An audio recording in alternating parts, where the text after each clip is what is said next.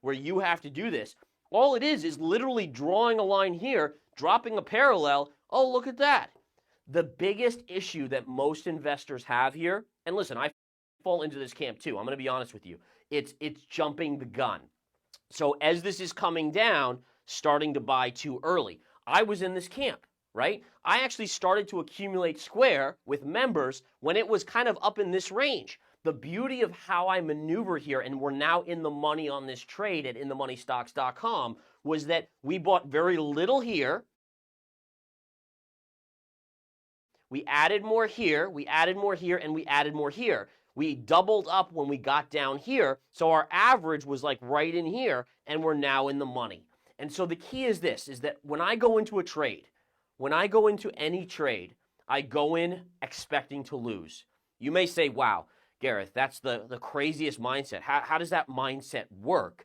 Well, the key is when you go in expecting to win, are you going to invest more money than you should or less money or the amount that you should? And the answer is when you go in expecting to win, inevitably your mindset is, wow, this is going to be a no-brainer. Let me put all my money in or too much money in. And the problem is we know from markets they're wild.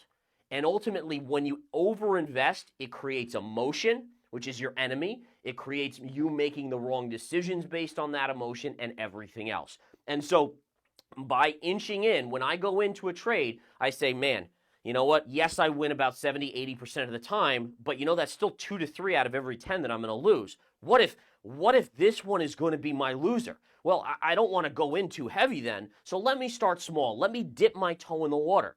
And by doing that, yes, if I'm correct, I only make a small amount, but you know what? It's all about protecting the downside. Protecting the downside. So when this situation arises, I can nibble, and when it goes lower, I just nibble a little bit more. I build that full position, whatever I deem as my full position in my portfolio, and then when the bounce inevitably comes on a good quality stock, bank it or start to slowly leg out. You can do what you want at that point. But these are lessons, guys, that literally are lifelong lessons that will serve you in investing. It doesn't matter if it's real estate, it doesn't matter if it's, commodity stocks or anything. All right, let's keep moving on here, guys, as we go through. Just a reminder here, SEDG, look